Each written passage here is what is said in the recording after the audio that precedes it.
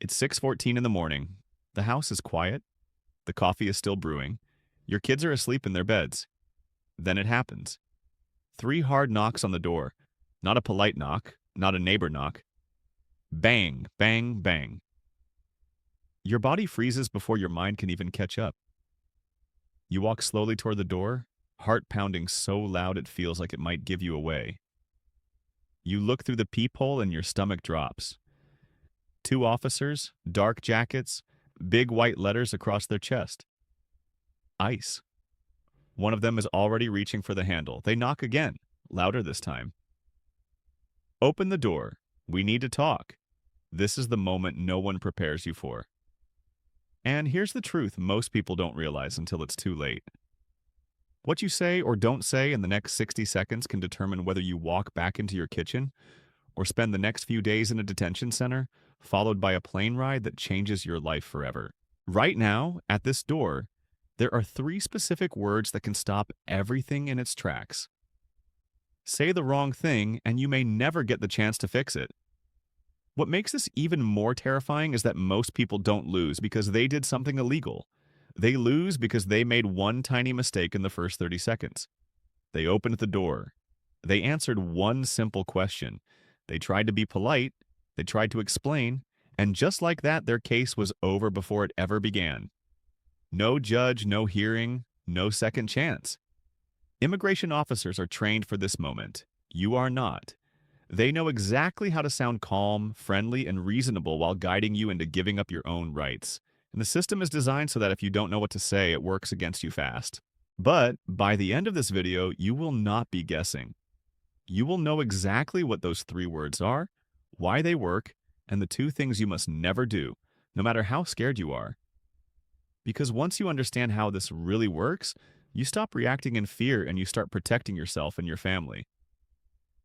Before we go any further, let me tell you who's speaking to you right now and why this matters. Hi, I'm Sophia, and everything you're about to hear is not theory, not opinion, and not fear-based exaggeration. This is about real situations that happen every single day to real families who thought they would have more time, more warning, or more protection than they actually did. My goal here is simple: to make sure that if this moment ever comes to your door, you don't freeze, you don't panic, and you don't accidentally destroy your own case by saying the wrong thing. This isn't about fighting officers or causing problems. It's about understanding your rights well enough to protect yourself calmly, legally, and intelligently when it matters most. Here's the hard truth most people never hear until it's too late. Nearly everyone who loses in these situations loses for the same reason. Not because they were dangerous, not because they were criminals, not because they didn't deserve to stay with their family. They lose because they don't know the rules of the game they're being pulled into. Immigration enforcement is not chaos.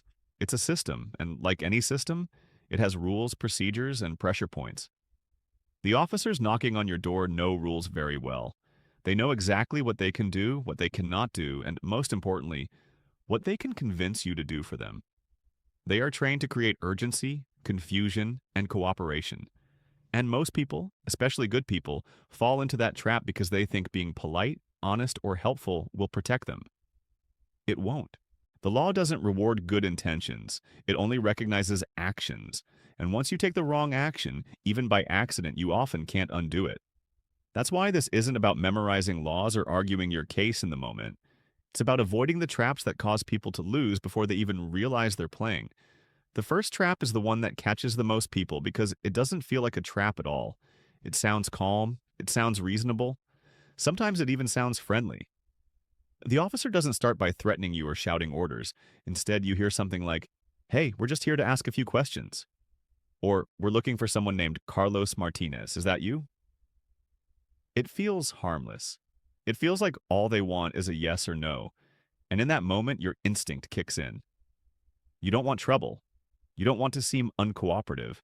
You think answering will make this go away faster, but the moment you say, "Yes, that's me," something irreversible happens. You've identified yourself. You've confirmed the very thing they came to establish. You've handed them the first brick they need to build a case against you. They are trained to use your own words as evidence. Silence feels rude, but legally, silence is safety. Talking feels human, but in this situation, talking is often the fastest way to lose control. They are not there to help you explain your story. They are there to gather information, and every word you give them helps them do exactly that. The second trap looks official, and that's why it's so powerful. An officer holds up a piece of paper and says, "We have a warrant." The word alone is enough to make most people panic. Warrant sounds final. Warrant sounds like you have no choice.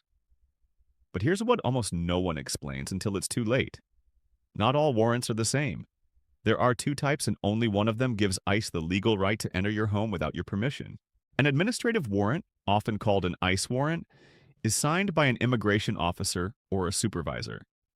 It may have logos, it may look formal, it may even say warrant in big letters, but it is not signed by a judge. And that detail changes everything. An administrative warrant does not give ICE the right to come into your home unless you let them in. Only a judicial warrant, one signed by a real judge from a real court, allows them to enter without your consent. If you open the door because you see a paper you don't understand, you are giving up your strongest protection voluntarily. They are counting on you not knowing the difference. They are counting on fear to make the decision for you. And once that door opens, the law shifts in their favor in ways most people never see coming. The third trap happens after fear has already set in. When you're tired, overwhelmed, and just want everything to stop. If officers detain you, they may place papers in front of you and say something like, "Just sign here and this will all be over faster." Or, "This is routine paperwork." But this is where so many people unknowingly give up their future. Some of those documents are voluntary departure forms. That sounds harmless, even cooperative. But what it really means is that you are agreeing to leave the country without fighting your case. You are surrendering rights you didn't even know you had. Once you sign, it can be nearly impossible to undo. Officers may rush you. They may downplay what you're signing. They may act like refusing will make things worse. That pressure is intentional. The system moves fast because speed benefits enforcement, not you. Nothing placed in front of you in that moment is just paperwork. It's a decision with life-altering consequences, and signing without legal advice is one of the most common and devastating mistakes people make. Now, here's the shift you need to understand, because this is where fear turns into control. The law is not against you in this moment, and this is true regardless of your immigration status. The Constitution of the United States protects every person on American soil. Not citizens, not residents, people.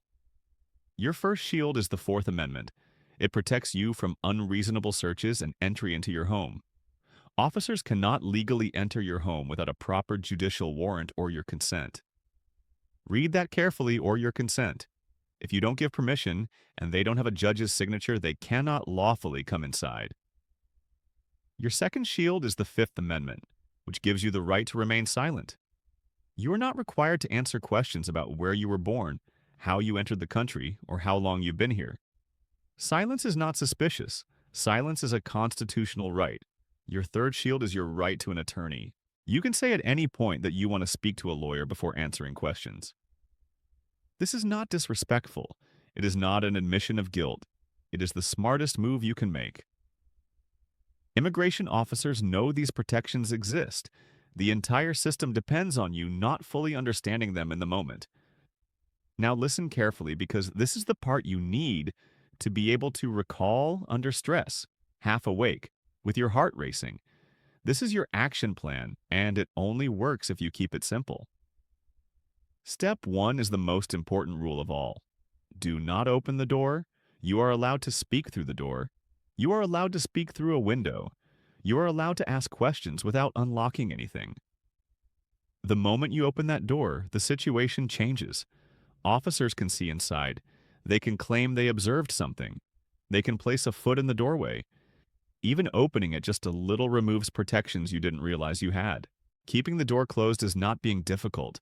It is using the law exactly as it was written to protect you. Step 2 is the question that decides everything. You say it calmly, clearly, and without emotion. Do you have a warrant signed by a judge? Not a warrant, not paperwork. A warrant signed by a judge. If they say no, or if they slide a document under the door that is signed by an ICE officer or supervisor instead of a judge, your response is just as simple. I do not consent to you entering my home. You don't argue, you don't explain, you don't add details, you repeat it if necessary. Calm repetition is power in this moment. Step 3 is the core protection, the 3 words that can stop you from building a case against yourself. If they try to question you through the door, in a hallway, on the street, or anywhere else, you say, I remain silent. That's it. If you want to be more complete, you can say, I am exercising my right to remain silent and I want to speak to a lawyer. Then you stop talking. No stories, no explanations, no nervous justifications. Silence feels uncomfortable, but legally it is your strongest defense. The more you talk, the more material you give them to work with. Step 4 is about what not to do, even if emotions take over. Do not run. Running gives them a reason to chase and escalate. Do not lie about your name or identity. Lying can turn a civil immigration issue into a criminal charge. And do not physically resist. Resisting never helps your case and often makes everything worse. Stay calm. Stay still. Say nothing beyond asserting your rights and asking for a lawyer. There are 2 more rules that protect you after detention, and these are the ones people forget because they're exhausted, scared, and desperate for the situation to end. Step 5 is this: do not sign anything. If papers are placed in front of you, your answer does not change no matter how many times they ask. You say, I will not sign anything until I speak to my attorney. That sentence alone can preserve your right to fight your case. Officers may tell you, signing will make things faster. They may say it's just a formality. They may imply that refusing will make things harder. None of that changes the reality. Once you sign, you may be agreeing to leave the country voluntarily, permanently, and without appeal. Speed benefits the system, not you. Your future is worth more than their timeline. Step 6 is preparation, because the best time to protect yourself is before this ever happens. Memorize the phone number of an immigration lawyer or a trusted legal aid organization. Write it down, keep it in your wallet, save it in your phone. Give a copy to a family member. If you are detained, you have the right to make a phone call. That right only helps you if you already know who to call. Now let's talk about what happens when this doesn't happen at your front door. Because stops don't always happen at home. They happen on the street, at a bus stop, in a parking lot while driving. The rules shift slightly, but your protection is still there if you know how to use it. The most important question in these situations is simple. Am I free to go? If the officer says yes, you leave calmly. You don't argue. You don't linger. You don't explain. You just walk away. If they say no, then you assert your rights immediately. You say, I am exercising my right to remain silent. I do not consent to any searches. I want to speak to a lawyer. And then you stop talking. You don't fill the silence. You don't try to make it easier. You let them do what they are going to do without helping them build a case against you. Silence and clarity are your protection here just as much as they are at your front door. Before we go any further, pause for a moment and ask yourself something important.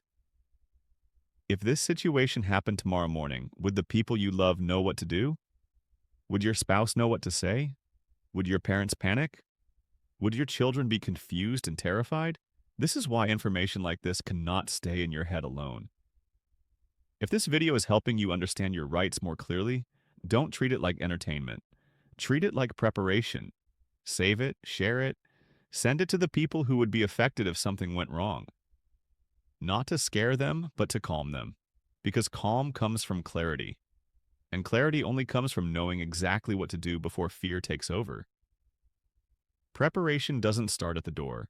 It starts long before that knock ever happens. It starts with conversations you hope you'll never need, but will be grateful you had.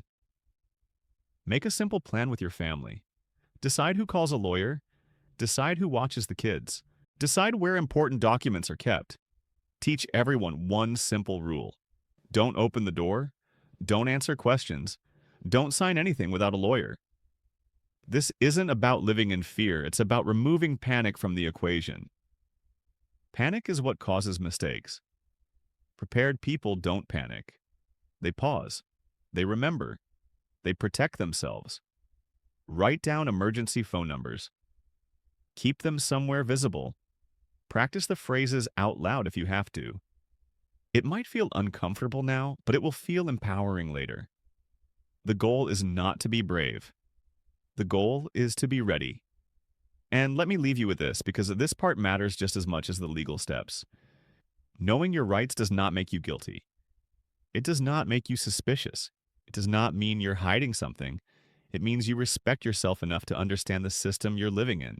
Every single day, people lose their chance to stay with their families, not because they were dangerous or dishonest, but because they didn't know what you now know. The law is complex by design. Confusion benefits enforcement. Knowledge protects you. You are not doing anything wrong by staying silent, by asking for a lawyer, or by refusing to sign away your future. You are doing exactly what the Constitution allows you to do. And once you truly understand that, fear loses its power. You stop reacting, and you start choosing. Here's what I want you to remember above everything else. This system does not reward panic, explanations, or good intentions. It rewards clarity and restraint. The 3 words you've learned are not magic because they stop officers from doing their job. They matter because they stop you from doing their job for them. Every question you answer, every door you open, every paper you sign makes their process easier and your situation harder to reverse. But when you stay silent, when you ask for a lawyer, when you refuse to consent without a judge's order, you force the system to slow down. And when things slow down, rights matter again. Judges matter again. Lawyers matter again. Time matters again. That space is where cases are fought and families are protected. This is not about winning in the moment. It's about not losing before you even get a chance. So, if this video gave you clarity, don't let that clarity disappear when the screen turns off. Share this with the people who need it most. Send it to your mother, your brother, that cousin who just arrived last year. Share it in your community group. Play it at the dinner table, because information is not just knowledge, it's protection. And protection is how families stay together. If you want to keep learning how to stay informed, prepared, and one step ahead, make sure you're subscribed and notifications are on. I release videos like this regularly, so you're never caught off guard by a system that depends on confusion. My name is Sophia. Know your rights, protect your family,